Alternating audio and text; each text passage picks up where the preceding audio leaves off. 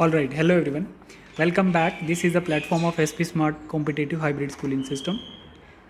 बेटा आज हम लोग देखेंगे ह्यूमन हेल्थ एंड डिजीज़ का ओवरव्यू चैप्टर 7 क्लास 12th का CUET की एग्ज़ाम प्रिपरेशन में हम लोग इसका पार्ट 2 देख रहे हैं, जिसमें हम लोगों ने पहले डिजीज़ डिस्कस किया था, इम्यूनिटी डिस्कस किया था, एलर्जी डिस्कस किया था, ऑटो इम्यूनिटी क्या होता है, एड्स क्या होता है, और अब हम लोग देखेंगे बच्चे इसका 6 कंपोनेंट, जिसमें हम लोगों ने नंबर ऑफ़ 9 कंपोनेंट को 2 पार्ट में डिवाइड किया था।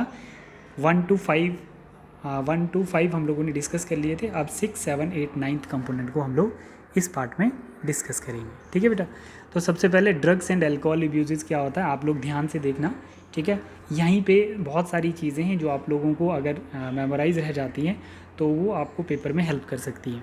तो ड्रग्स एंड अल्कोहल अब्यूज़ में हम लोग इसके 4 पार्ट देखते हैं। सबसे पहले ड्रग्स होता क्या है, जैसे opioids, coca alkaloids, cannabinoids, these are drugs. ठीक है, तो ऑफिड्स क्या है, पॉपीवेरम, सोमनीफेरम। ठीक है, कोका एल्कोलाइड क्या है, आर्थ्रोजाइलम कोका। ठीक है, एंड कैनाबस सेटिवा जो है कैनाबानाइड्स है। दीज आर ऑल ड्रग्स, ये नाम याद रखने आपने जो आपके सिलेबस में। फिर उसके बाद सिम्टम्स एंड साइंस क्या होते हैं बच्चे, है ना। सिम्टम्स एंड साइंस क्या है, drop in academic performance, lack the interest of personal hygiene, withdrawals and isolations, किसी भी वर्क से विड्रॉल करना या आइसोलेट रहना, depressions, aggressive and rebellious behaviour, मतलब वॉर करने के रहता है, deteriorating relationship between family and friends, loss of interest in hobbies, right. These are all the symptoms and signs of drugs and alcohol and abuses. Causes क्या रहते हैं, curiosity and experimentation. इस एज में क्या रहता है, ज़्यादातर एडोलसेंट एज में ये चीज़ के एक्सपेरिमेंटेशन का ज़्यादा रहता है, curiosity. Need for adventure and excitement, बहुत सारे लोग अपने काम को और ज़्यादा ऊर्जा देने के लिए ड्रग्स का यूज़ करते हैं, ये भी एक कॉज रहता है। एस्केप फ्रॉम फेसिंग प्रॉब्लम्स, और बहुत सारे लोग ऐसा है कि बहुत सारी प्रॉब्लम को फेस करने से बचने के लिए भी, उससे भागने के लिए भी ऐसा किया जाता है। Stress from pressure to excel in academics and examinations, इस चीज़ के लिए भी। टेलीविज़न, मूवी, न्यूज़पेपर, इंटरनेट, इस चीज़ों के लिए भी। Unsupportive family structure, P pressures पे भी आप लोग ड्रग्स का अब्यूज़ कर सकते हैं। What are the preventive measures and how to control these particular? Avoid under peer pressure, education and counseling, seek help from parents and peer, looking for dangerous signs, seek professionals and medicinal help. ठीक है, तो ये आपके preventive controls हैं इसमें। ठीक, next हम लोग देख रहे हैं बच्चे 7th कंपोनेंट इसका लिम्फॉइड आर्गन। तो लिम्फॉइड आर्गन्स जो होते हैं ह्यूमन हेल्थ एंड डिजीज़ के, एक प्राइमरी लिम्फॉइड आर्गन है और दूसरा secondary lymphoid organ. Primary lymphoid organ में आप बोन मैरो और थाइमस को याद रखोगे, और सेकेंडरी जो लिम्फॉइड आर्गन है spleen, lymph node and tonsils. ठीक है, देखो इसमें क्या रहता है कि जो लिम्फॉइड आर्गन है इनमें एंटीबॉडी प्रोड्यूस करनी होती है। ठीक है, और बोन मैरो और थाइमस जो है मेजर प्राइमरी लिम्फॉइड आर्गन है, और सेकेंडरी जैसे spleen, lymph node and tonsils रहते हैं, ये आपके सेकेंडरी हैं। और आप लोगों ने याद रखना है, ये PYQs बनते हैं आप लोगों के। ठीक है, ये PYQs में क्वेश्चन आ रखे हैं। ठीक है, अब हम लोग देखते हैं कैंसर। कैंसर में क्या रहता है बेटा, कैंसर में हम लोग 3 पार्ट देखते हैं। एक ट्रीटमेंट रहता है, जैसे कैंसर जो है अनकंट्रोल सेल डिविजन्स को हम लोग कैंसर कहते हैं। एक बेनाइन ट्यूमर होता है और एक मैलिग्नेंट ट्यूमर होता है। देखो बच्चे, बेनाइन ट्यूमर जो रहता है, बेनाइन ट्यूमर में हम लोग जैसे एक सेल है, ठीक है, उसके बाहर कवरिंग है, ठीक है, और इस सेल्स का स्प्रेड नहीं है ना, ये सेल स्प्रेड नहीं है, तो वो हमारा बेनाइन ट्यूमर है ना। जैसे ब्लैक मोल होता है ना, तो वो एक ही जगह पे है, वो बेनाइन ट्यूमर्स रहेगा, है ना।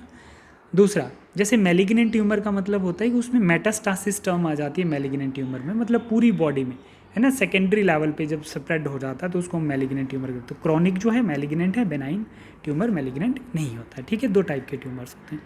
Properties of malignant tumour, metastasis, ठीक है, पूरी बॉडी में स्प्रेड करेगा। Angiogenesis, angiogenesis through blood vessels जाएगा।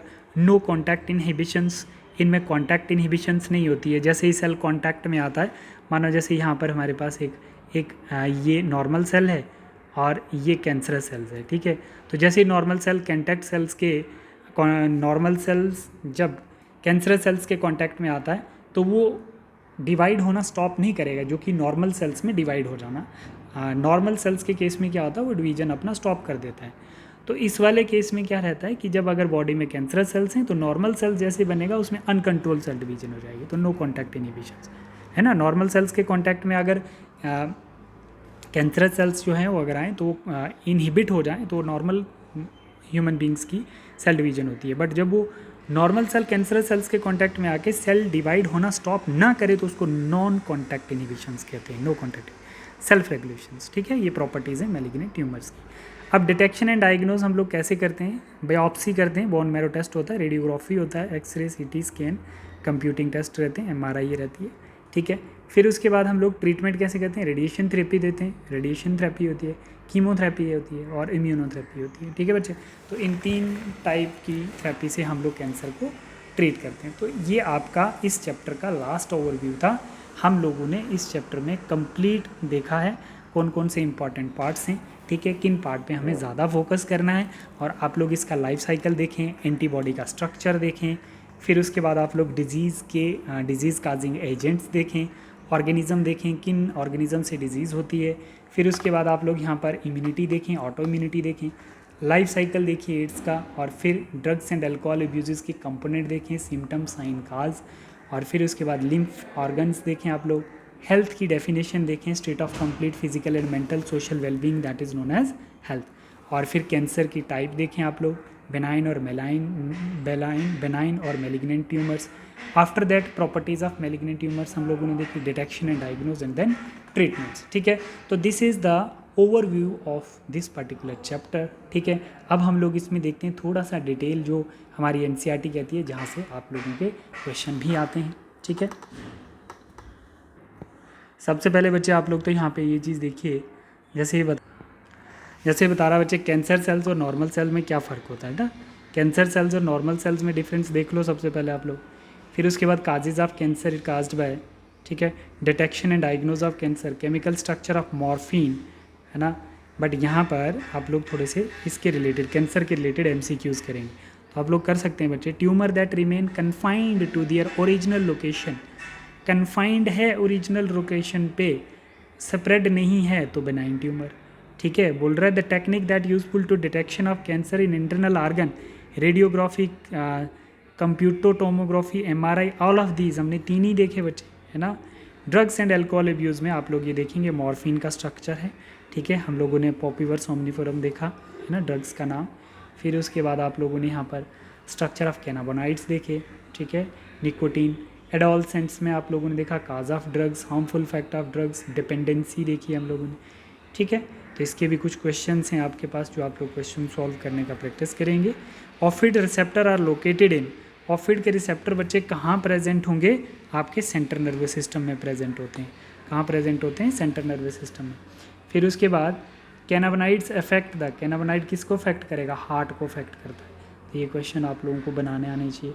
ठीक है, तो ये था बेटा आप लोगों का चैप्टर 7 का ओवरव्यू, और लास्ट में इसकी समरी एक बारी ज़रूर देख लेना, और कुछ इसके इम्पॉर्टेंट पॉइंट जो आप लोगों के एग्ज़ाम पॉइंट ऑफ व्यू से बहुत इंपॉर्टेंट हैं, और आप लोग इसके क्वेश्चन प्रैक्टिस करें बच्चे, इसके क्वेश्चन प्रैक्टिस करिए, क्योंकि ज़्यादा से ज़्यादा यहाँ से क्वेश्चन आने की प्रोबेबिलिटी है।